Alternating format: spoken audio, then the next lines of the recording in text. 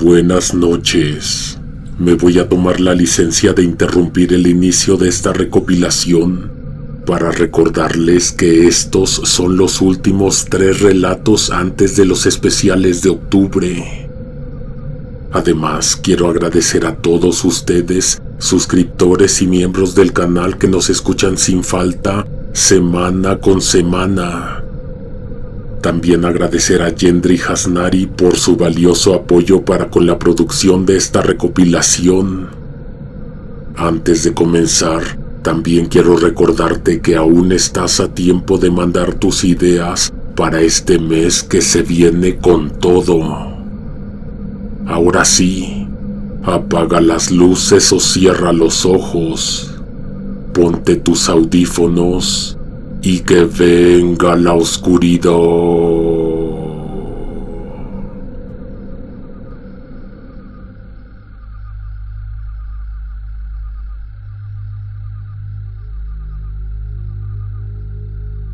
Un domingo cualquiera, a la hora en que le estaba preparando a mi sobrina sus cosas para regresar el lunes a la escuela, le hablaron por teléfono a mi hermano. Le sorprendió recibir una llamada de Puebla. Lo único que lo conectaba con Puebla era una casa que tiene allá. Pues precisamente para eso era la llamada. La casa, para empezar, se la dejó mi abuelo a él. Era lo único que tenía el señor, y de entre sus 12 nietos escogió a Rubén. Nadie lo cuestionó. Mi abuelo y él se querían muchísimo. Mi hermano lo acompañó hasta el último momento, y era lógico que le dejara esa única herencia. Pues nada, que la vecina de la casa de al lado lo llamó para decirle que unas personas se habían metido al terreno, y no solo eso, estaban cavando hoyos. Mi hermano no podía irse para allá inmediatamente, aunque mucho le preocupaba la situación. Tuvo que respirar profundo y prometerse que iba a pedir el día en la planta y que al amanecer agarraría carretera con dirección a Puebla. Esa noche no pudo dormir. Se levantó a la hora en que se levantaron mis sobrinas para la escuela. Las fue a dejar y de ahí arrancó el viaje. Cuando llegó, encontró la puerta cerrada, normal, la barda intacta, la concertina en su sitio. No había señales de que alguien hubiera forzado la entrada. Se dio la vuelta para tocarle a la vecina, pero la encontró asomada por la ventana, como si lo estuviera esperando. La señora mandó a uno de los chamacos a abrir la puerta mientras le decía que se pasara y subiera. Subió desorientado, sin saber bien cómo llegar a la planta alta. Nunca había entrado a esa propiedad. El olor a humedad y a ropa vieja lo envolvió de golpe. Llegó hasta la recámara de la señora y pidió permiso para entrar. «Asómate», le dijo ella. «Mira». Mi hermano vio que la vecina tenía una vista privilegiada de la casa de mi abuelo, del terreno completo y del patio. Y en el patio, por cierto, había tremendos agujeros. Mi hermano salió de casa de la vecina y se armó de valor. Abrió la puerta y entró con seguridad a su casa, aunque no sabría decir su casa o la de mi abuelo, porque todo lo que había dentro seguía oliendo y pareciendo a él. Nada había cambiado desde los 70s cuando la construyó. Era una casa elegante, sólida, con ese estilo serio de un abogado de provincia, pisos de mármol que ya estaban opacos por los años, puertas de madera maciza, libreros empotrados que iban del piso al techo y un comedor con sillas pesadas tapizadas en tela que ya olía a encierro. No era casa de ricos, pero sí de alguien que se había ganado su respeto a pulso, que quería mostrar orden, disciplina y cierto aire de autoridad en cada cuarto. Entró solo. La vecina se quedó mirando desde su ventana como vigilando a distancia. El olor lo golpeó desde el recibidor. Pólvora.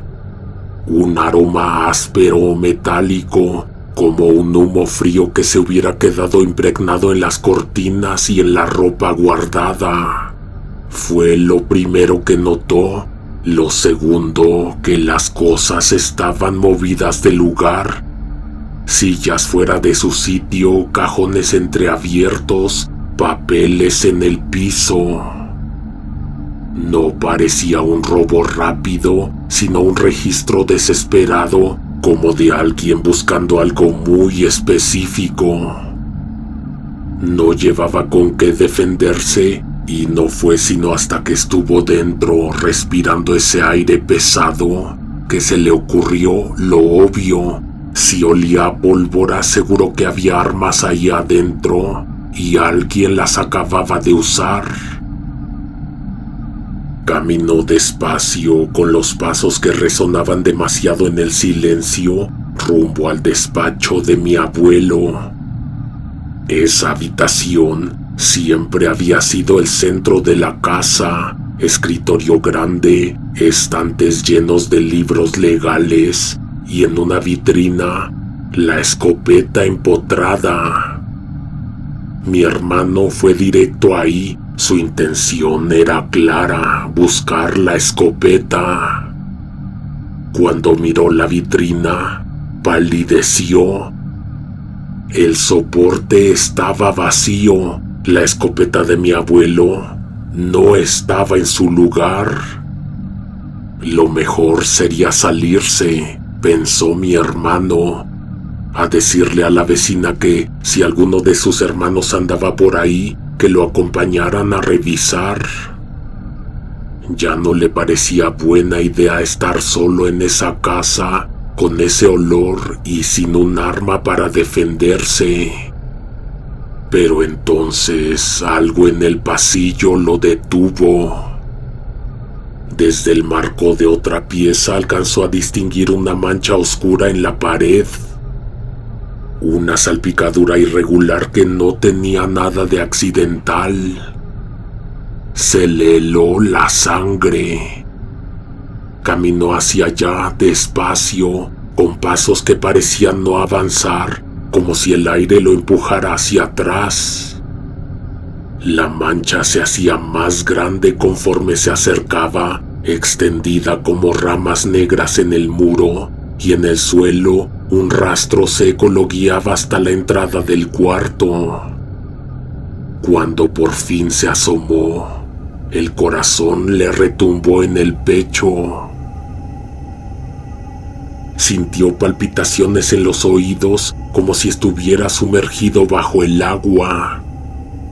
Había 3 personas, o por lo menos eso alcanzó a contar. Los cuerpos estaban desperdigados por toda la pieza, fragmentados por los impactos que había dejado la habitación como un escenario de guerra.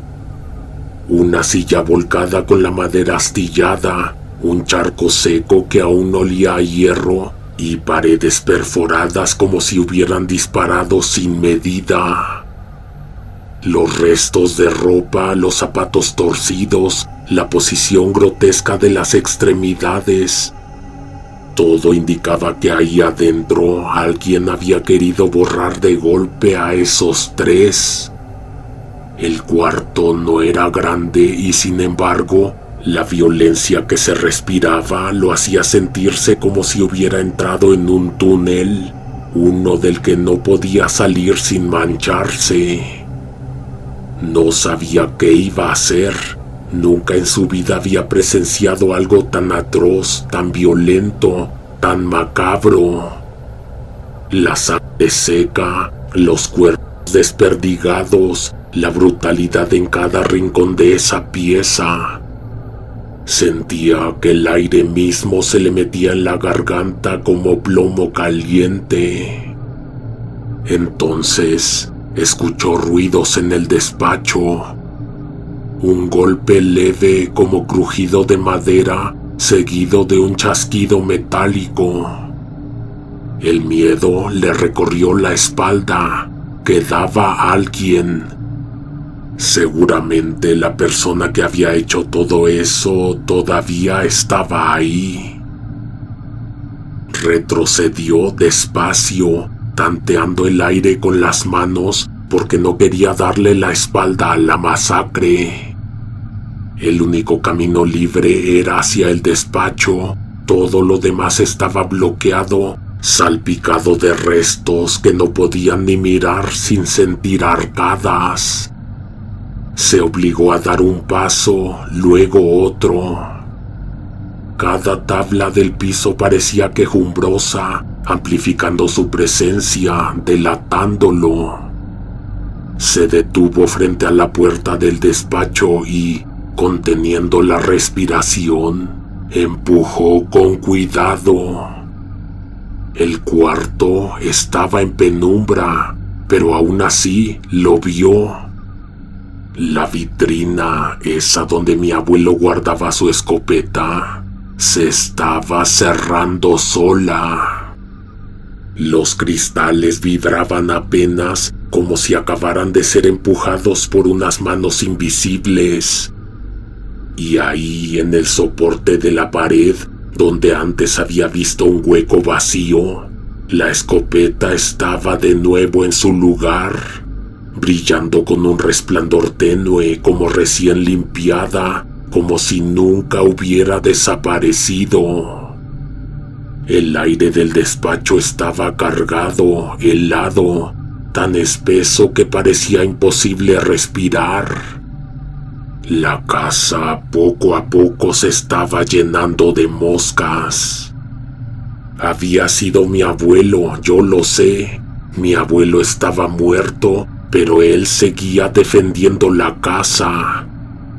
Sé que no tiene explicación, pero yo lo sé. Nadie más se hubiera atrevido a hacerlo.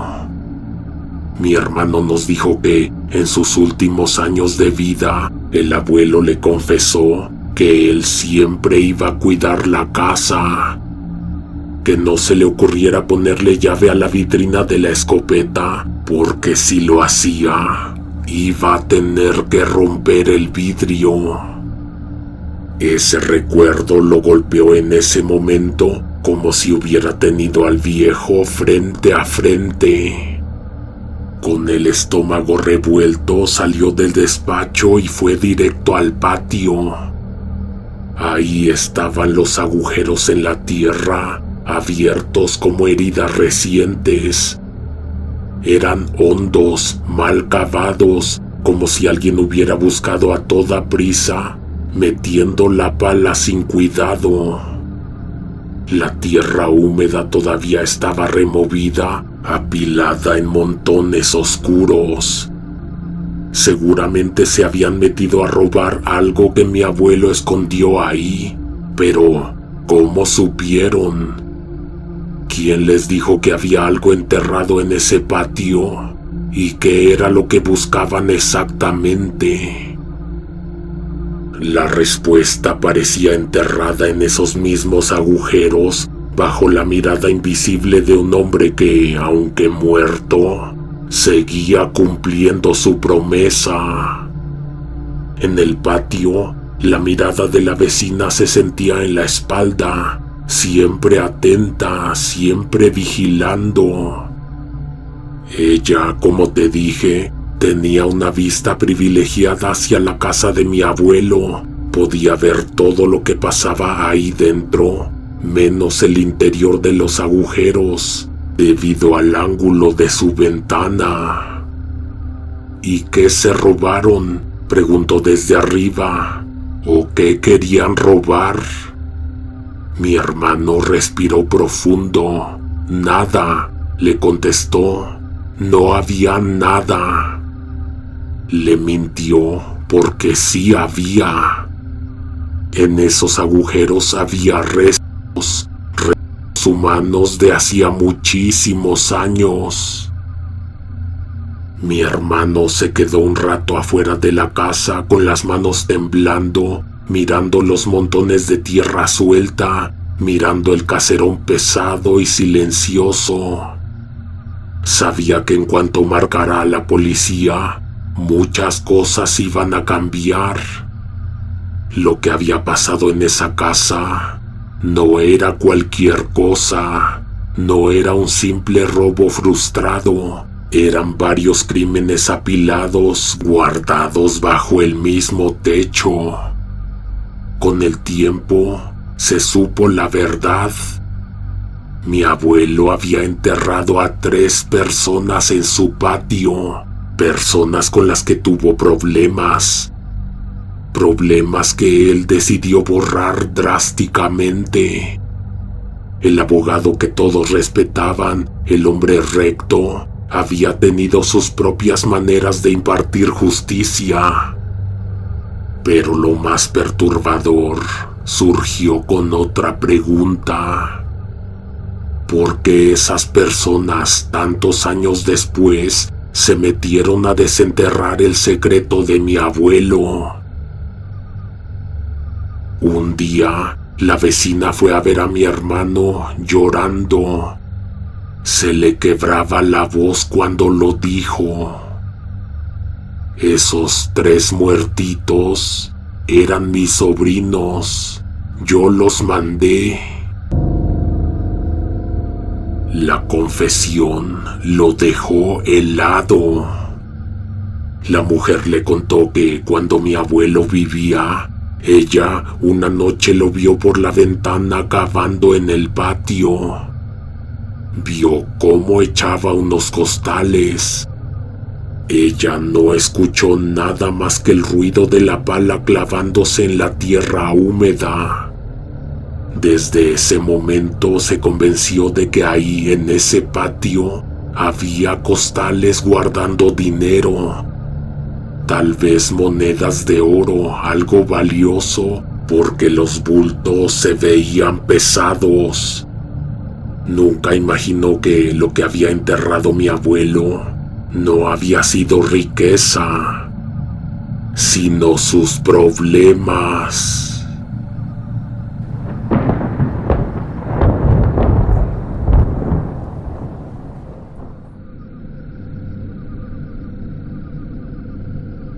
Esto se lo contaron a mi cuñada unos vecinos.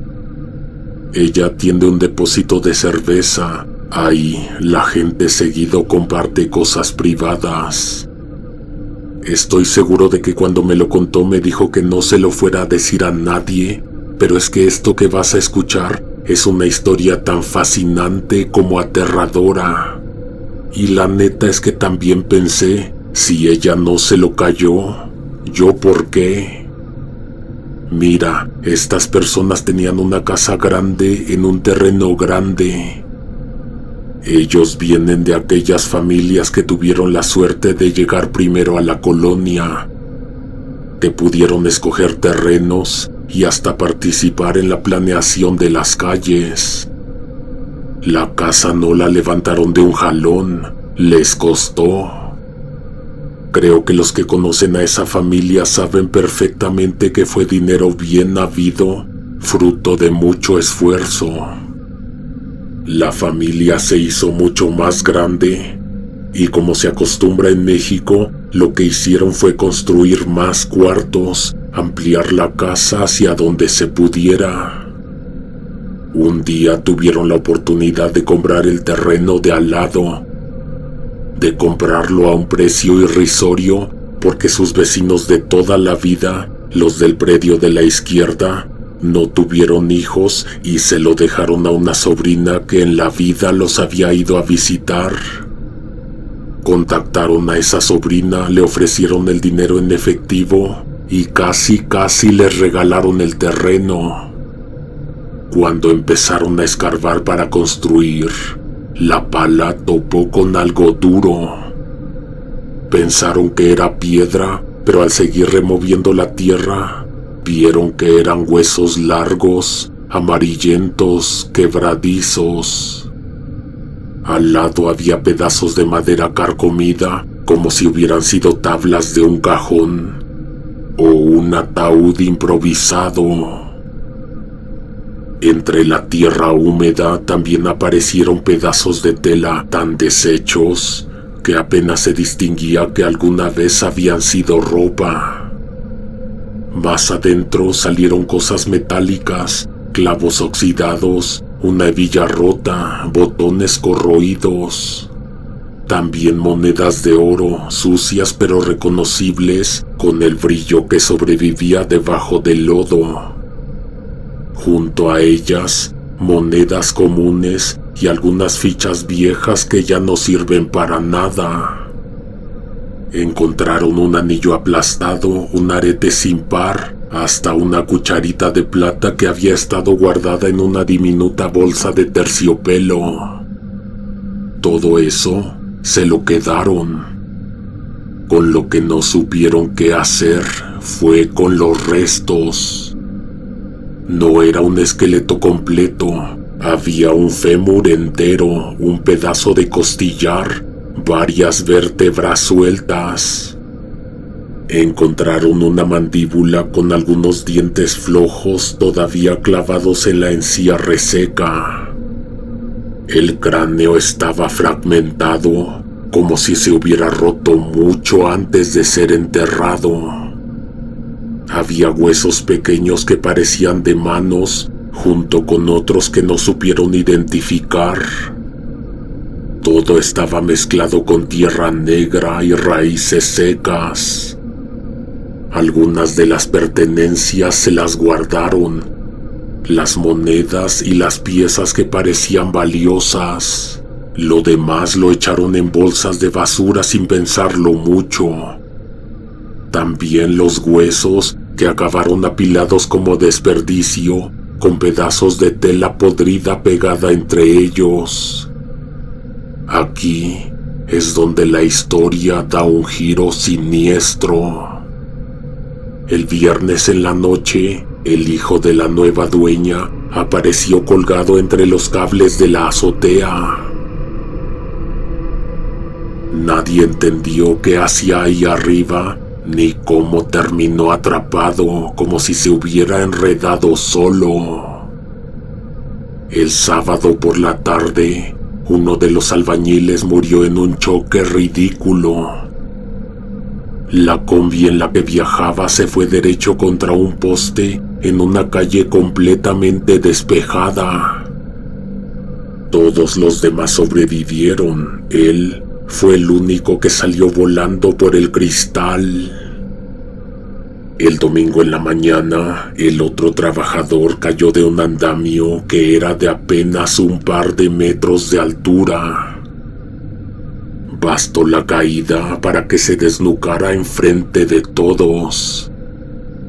3 días seguidos, 3 muertes seguidas. El camión de la basura al que habían echado los huesos nunca llegó al basurero. Lo encontraron a la vuelta del deportivo, mal estacionado y con las bolsas abiertas en la parte trasera. Los choferes nunca se presentaron a trabajar de nuevo. En sus casas los buscaban. Sus familias decían que no sabían nada, que habían salido a la ruta y jamás regresaron.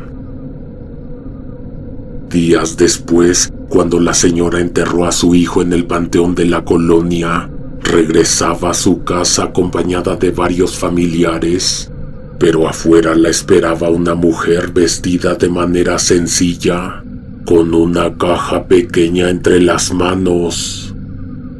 Se acercó y le pidió a la señora un momento para hablar en privado. Entraron juntas a la casa y se sentaron en el patio, lejos de los demás. Ahí, la mujer le entregó la caja. Al abrirla, la señora reconoció de inmediato pedazos de tela húmeda, monedas oxidadas y fragmentos de hueso que habían sido tirados a la basura. La visitante le dijo con calma que esos eran los restos que habían exhumado del terreno de al lado. Que por favor los regresaran a su lugar, que les dieran sepultura digna cuanto antes, porque si no, la desgracia no se iba a detener con su hijo. Todavía alcanzaba para acabar con más miembros de su familia. La vecina, todavía con la rabia de haber enterrado hacía unas horas a su hijo, le preguntó quién era ella o por qué se atrevía a decirle esa clase de locuras en un día tan doloroso. La otra mujer, la enviada, rompió en llanto. Le dijo que la estaban obligando, que no tenía ninguna intención de entrometerse, que ni siquiera la conocía a ella ni a su hijo, ni mucho menos sabía de quién eran los huesos, pero que en la madrugada un hombre apareció dentro de su casa. No podía haber entrado por ningún lado, puertas y ventanas cerradas con llave, rejas puestas, todo seguro, y aún así estaba ahí, parado en medio de la sala, con una maleta negra. Cuando la abrió, adentro venía un saco con restos, huesos, trapos podridos, monedas y clavos oxidados. El hombre no levantó la voz ni la tocó, pero con solo mirarla, le dejó claro que debía llevar esa caja a la dueña del terreno donde estaba la tumba.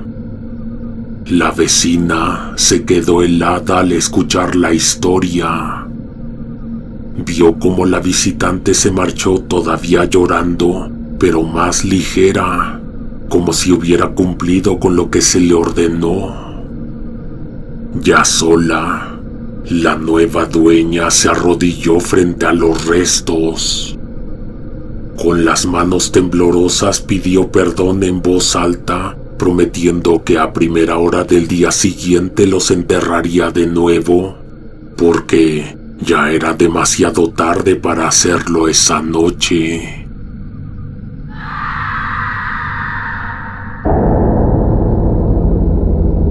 Pero en ese instante se escuchó un grito desgarrador en la calle, tan fuerte y tan cercano que le recorrió la espalda como hielo. El miedo la quebró y en lugar de esperar, decidió enterrarlos de una vez, esa misma noche, como si su vida dependiera de ello.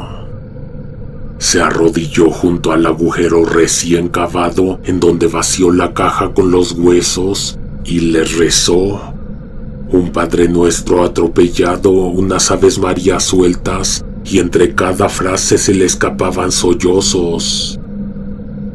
Les pidió perdón en voz baja, como quien intenta enmendar algo que no supo evitar. Perdónenme, si hubiera sabido, si yo hubiera estado, jamás los hubiéramos tocado. Tenía la cara hinchada, la ropa todavía oliendo a cementerio y a flores secas. Decía que no entendía cómo alguien pudo haber hecho eso con los restos, y que si ella hubiera estado les habría advertido, les habría dicho que no movieran nada. Para quien no lo sepa, esta es una lección, una poderosa lección. ¿Te quieres echar rápido una maldición encima? Perturba el sueño de los muertos y después me cuentas.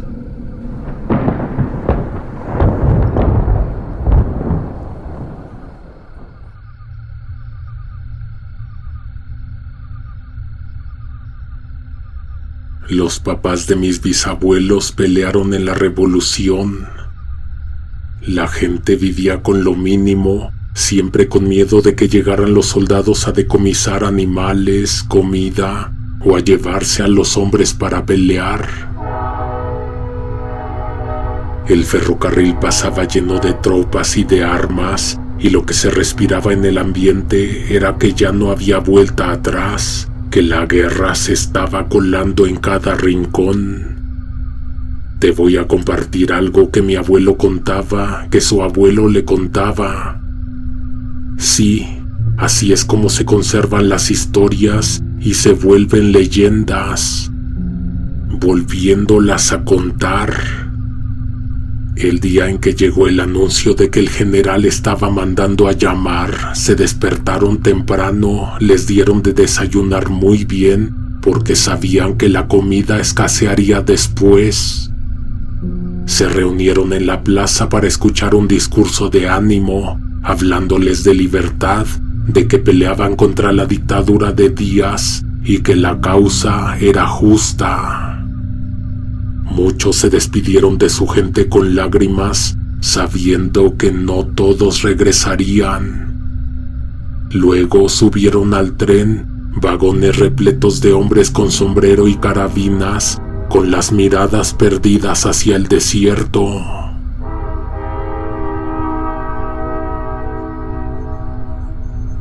Montaron el campamento en un día y medio, levantando tiendas con lonas raídas y fogatas que apenas alumbraban entre la arena.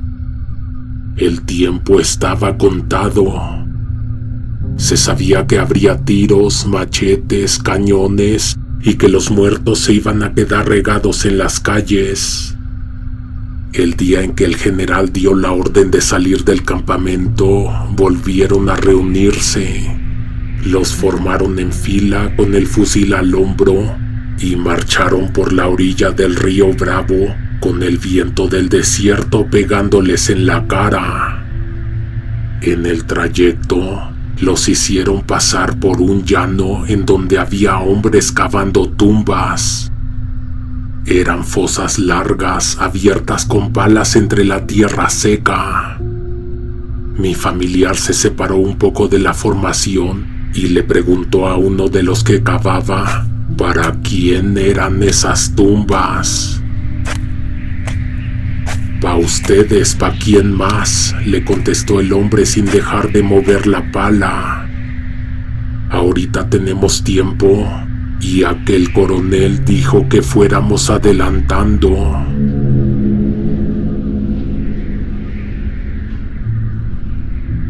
Dicen que cuando terminó la batalla, las calles quedaron llenas de cuerpos. Nadie sabía cuántos ni de qué bando eran, nomás se veía la tierra manchada y el polvo pegado en la sangre seca. Los revolucionarios que todavía podían caminar cargaron a los suyos en la espalda o en bestias prestadas, porque no querían dejarlos tirados como perros.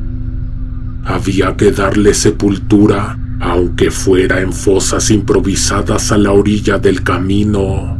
No sobrevivieron los nombres ni las cuentas exactas. Lo que se guardó fue la imagen de los hombres arrastrando a sus muertos.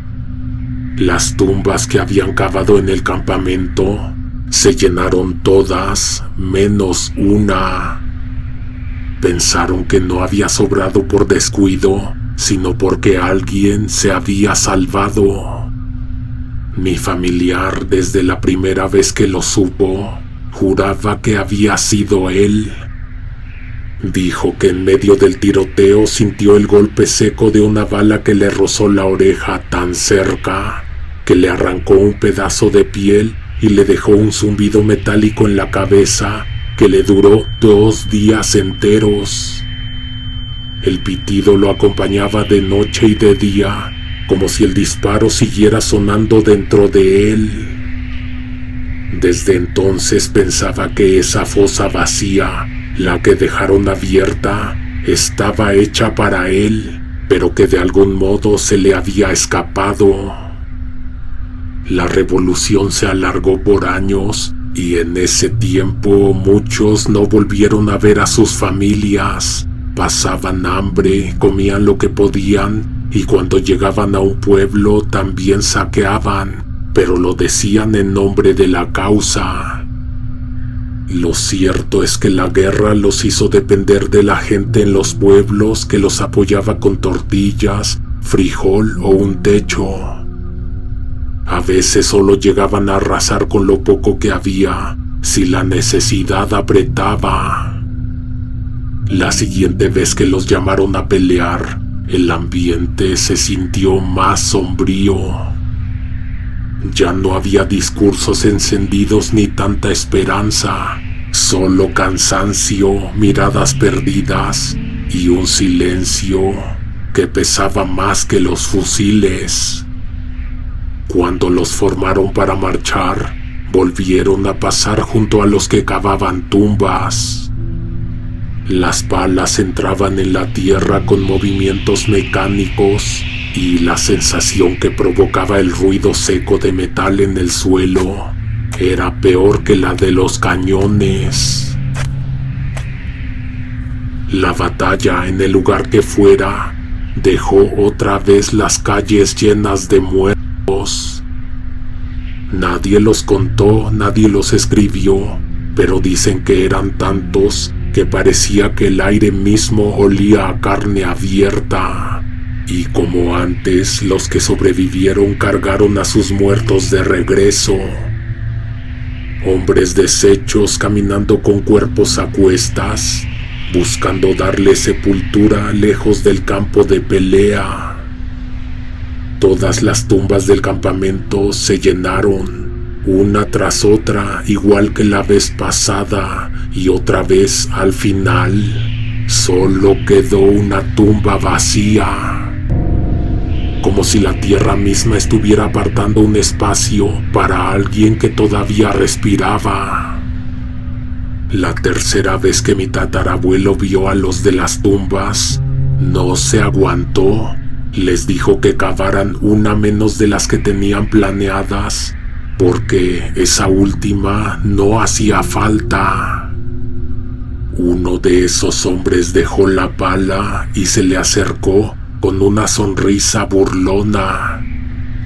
«No», le dijo, «es que esa es para ti».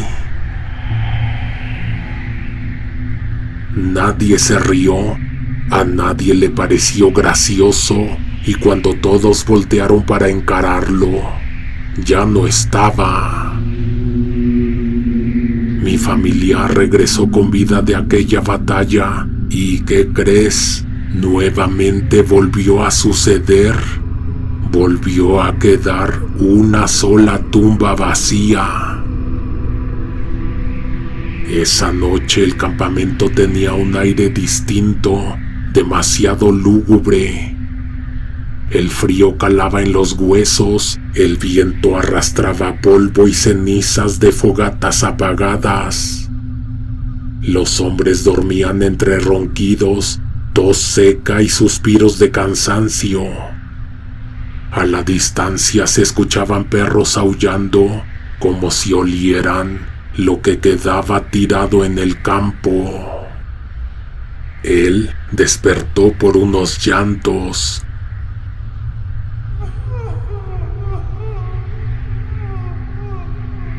Eran suaves, desgarradores y venían de la zona de las tumbas. Se levantó con el corazón encogido. Avanzó entre sombras hasta llegar al hoyo que había quedado vacío. Ahí vio a una mujer, 2 niños y una anciana llorando alrededor. Se acercó con los ojos húmedos y reconoció sus rostros. Eran sus hijos, su esposa y su madre. Pero no podía ser. Ellos estaban a miles de kilómetros de distancia. Ni siquiera sabían en dónde estaba él. De ninguna manera podían ser ellos. Aún así, al avanzar llorando, suplicando que lo miraran, vio cómo se levantaban lentamente y sin una palabra se fueron desvaneciendo en la oscuridad. Era de madrugada cuando una idea terrible se le metió en la cabeza. Esa tumba no podía quedar abierta. Fue a buscar un cuerpo. Caminó hasta las calles donde aún estaban tirados los adversarios muertos, los que nadie levantaba porque el gobierno los dejaba pudrirse ahí, sin nombre, sin regreso a casa. Había varios, pero buscó a uno que se pareciera a él. Cuando lo encontró, lo arrastró con las manos temblorosas hasta el campamento. Lo aventó dentro del agujero y comenzó a cubrirlo con tierra. Cada palada era un golpe seco que apagaba los llantos de su familia en su memoria. En los siguientes enfrentamientos, la sombra se hizo más pesada sobre él, donde otros caían de un balazo en la frente o atravesados por la bayoneta. Él salía tambaleándose, cubierto de sangre que no era suya. Sus compañeros empezaron a murmurar a sus espaldas que lo cuidaba el mismo diablo, porque era imposible que alguien saliera ileso de tantas masacres. Lo miraban con desconfianza, con un miedo silencioso, como si trajera encima una marca invisible que lo apartaba de la suerte de los demás. Decía que una vez en medio de un tiroteo lo derribó la ráfaga de un cañón. Al caer, quedó enterrado entre 3 cuerpos mutilados. Los federales que avanzaban lo vieron ahí, inerte, mezclado con la carne destrozada, y lo dieron por muerto. Así sobrevivió, oliendo la sangre caliente de otros, respirando apenas bajo el peso de cadáveres tibios. Otra ocasión, cuando la caballería pasó arrasando, él quedó tirado en la zanja junto a un compañero que había perdido la mitad de la cara. El barro y la sangre lo cubrieron por completo y los caballos en su carrera lo pisaron sin distinguirlo del montón.